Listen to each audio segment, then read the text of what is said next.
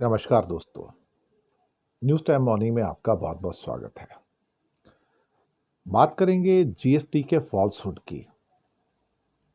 गोदी मीडिया को देखो तो इतनी कहानियां चल रही हैं, इतनी स्टोरी चल रही हैं कि जैसे मोदी जी ने कोई भारत में एक चमत्कार कर दिया है और लोगों के जीवन में खुशियों की बहार आ गई है। इस किस्म से प्रचार प्रसार किया जा रहा है कि जैसे हम हिंदुस्तान आज़ाद हो गया है, वो अब तक गुलाम थे। ऐसी खुशियां मनाई जा रही हैं। चलिए, अच्छी बात है। ट्रंप टैरिफ ने कंपेल किया कि भारत दरअसल जीएसटी के रिफॉर्म करे। अगर वहां पर ये सब चीज़ें नहीं हुई होती थी तो बड़ा मुश्किल हो जाता था फिर तो। लेकिन कहने वाले कह रहे हैं कि ट्रंप टैरिफ ने कंपेल किया है हमको दरअसल रिफॉर्म करने के लिए, और अमेरिका ने भारत के साथ डील करने से मना कर दिया है और कह दिया कि हमें तुम्हारी ज़रूरत नहीं है। जो कंपल्शन है, खासतौर से अगर उसको देखा जाए तो काफ़ी महत्वपूर्ण है। पहले इसी भी बात कर लेते हैं। स्वागत करते हुए आपका, good morning to you all, कि क्या ट्रंप के टैरिफ ने भारत को दरअसल देखा जाए तो इस रिफॉर्म के लिए मजबूर किया है क्या? बहुत सारे मोदी के चमचे हैं जो इसको मील का पत्थर बता रहे हैं। बहुत सारे लोग इसको एक हिस्टोरिक अचीवमेंट्स बता रहे हैं, और इवन विपक्ष के लोगों ने भी कहा कि हाँ, काफ़ी देर हो गई लेकिन ये होना चाहिए था। और जीएसटी को तो गब्बर सिंह टैक्स भी कहा जाता था। ममता बनर्जी ने तो हेल्थ बीमा के ऊपर 0% करने की कब से मांग की हुई थी। अब सवाल ये उठता है कि क्या ये मजबूरी थी क्या? अब मुझे लगता है कि सरकार ने जो कदम उठाए हैं ये टैरिफ लगाने के बाद ही उसके आउटकम सामने आए हैं। वैसे तो प्रोसेस पहले से चला आ रहा था, लेकिन शायद इसने अब जो हुआ है टैरिफ प्रेशर, उसकी वजह से मामले में तेजी आई कि फटाफट कुछ करो, अदरवाइज बहुत मुश्किल हो जाएगा। और 15 अगस्त को लाल किले से घोषणा भी की थी। आम आदमी को अगर फायदा पहुंचाना होता तो पहले भी पहुंचाया जा सकता था, अभी क्यों? 8 साल तक आप क्या कर रहे थे? कॉम्पनसेशन सेस आपने लगाया हुआ था। हालांकि कुछ लोग कह रहे हैं कि इसमें 93,000 करोड़ का घाटा होगा। सरकार कहती है कि 45,000 करोड़ हो सकता है एक्स्ट्रा भी आ जाए, ये भी हो सकता है। लेकिन जो भी है, जैसा भी है, फिलहाल स्थितियां जो ऐसी हैं कि जहां 48,000 करोड़ का कह रहे हैं कि साल में घाटा होगा, जो कि पीनट्स है। 4,000 करोड़ का पर मंथ का घाटा कोई बहुत बड़ा घाटा नहीं होता है, जबकि आपको 23-24 लाख करोड़ का आपका साल का कलेक्शन है। उसमें अगर 48,000 करोड़ कम भी हो जाए तो पीनट्स है, इसके अलावा और कुछ नहीं है। अब सवाल ही पैदा होता है कि ये जीएसटी कम करने से क्या इसका कोई असर होगा एक्सपोर्ट पे? नहीं, मुझे नहीं लगता। दो अलग अलग चीज़ें हैं, उसको हम कंपेयर नहीं कर सकते। क्योंकि जीएसटी कम होने से कोई चीज़ें कॉम्पिटिटिव हो जाएंगी और हम बाहर उसको एक्सपोर्ट कर पाएंगे, मुझे ऐसा नहीं लगता। ये दो एक अलग डोमेन्स हैं, उनको हम मिक्सअप बिल्कुल भी नहीं कर सकते। हाँ, भारत में कुछ लोगों को कुछ फ़ायदा हो सकता है, लेकिन कुछ लोगों को बहुत ज़्यादा नुकसान भी होगा, जहाँ पर एक किस्म से कहा जाए तो ये दरें बढ़ भी गई हैं।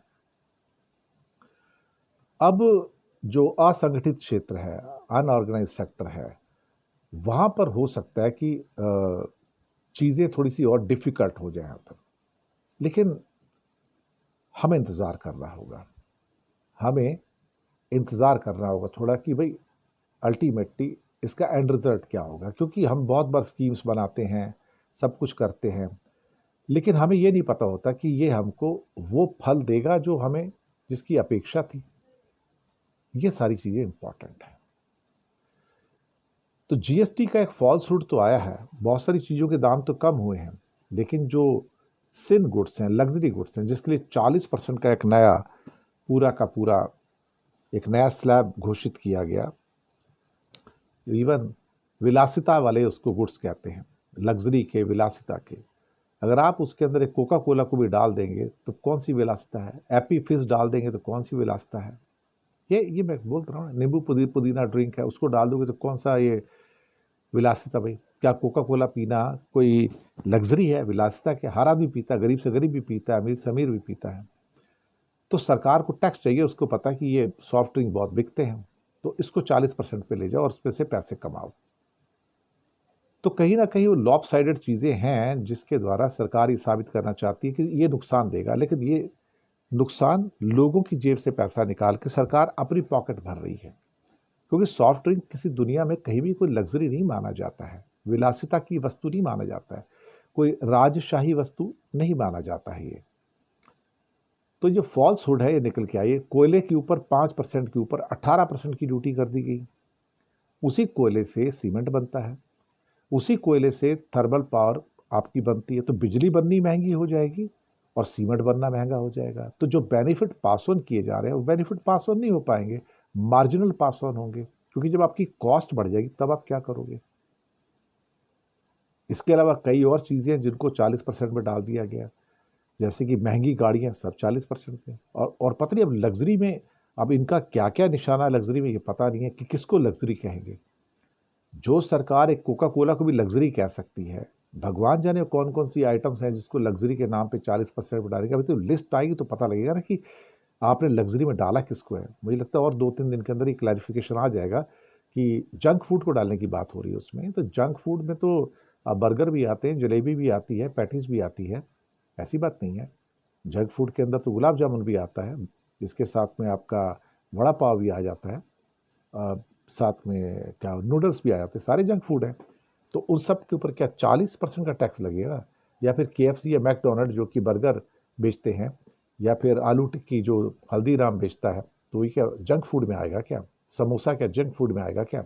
वो भी तला हुआ है।